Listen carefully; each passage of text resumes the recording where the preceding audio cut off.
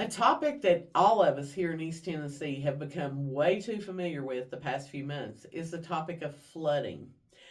If you have been listening to the news at all the past 6, 7 months, you're very familiar with Hurricane Helene and the devastation that it brought to the mountains of North Carolina and here in East Tennessee.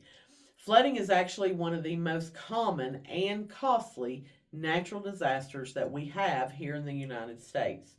So let's talk a little bit about what is a flood zone, who determines what a flood zone is, and what does it mean if you're in the flood zone. So we've probably all heard of FEMA, right? The Federal Emergency Management Agency. FEMA comes in when there's a natural disaster to save the day, right? Well, FEMA is the one who designates what is a flood zone, and they do that based on historical data, topographical features of that particular area. So the flood zones indicate the likelihood of flooding in a given area, and it's going to influence any insurance requirements that you have. Now, when we look up a property on the courthouse retrieval system that we have access to, it actually gives us the FEMA flood zone information at the bottom of the sheet. So zone X means you're not in a flood zone. Odds are very minimal that you're ever going to experience a flood in your house. You've heard people talk about, well, when we see Noah again, that's when my house would flood because they're at the top of the mountain or whatever.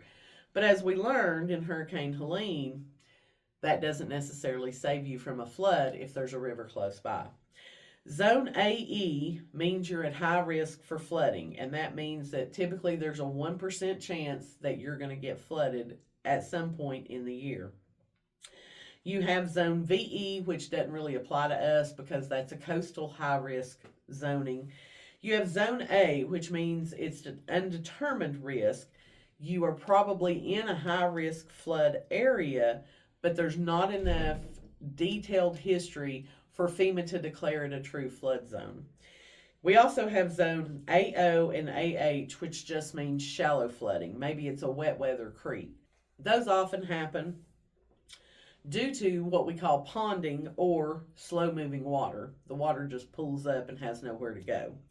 So flood risk is going to affect your property value, and it's also going to affect your insurance cost. When the French Broad River experienced some of that flooding that came through, we saw places that had been built on the river, nice homes that just kind of got destroyed.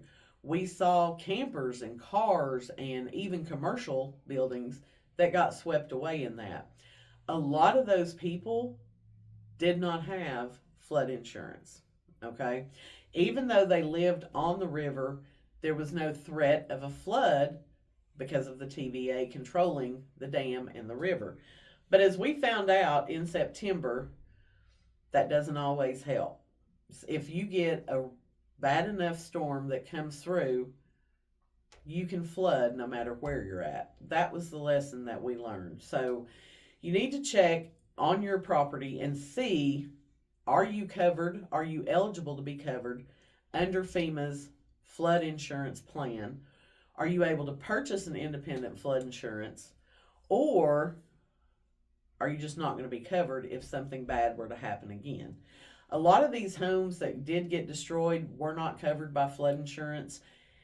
And unfortunately, most homeowners' policies do not cover a flood incident.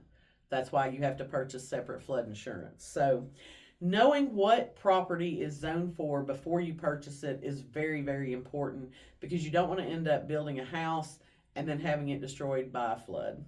If you are looking to follow along for more real estate tips, make sure you hit that follow button, and I'll see you next time.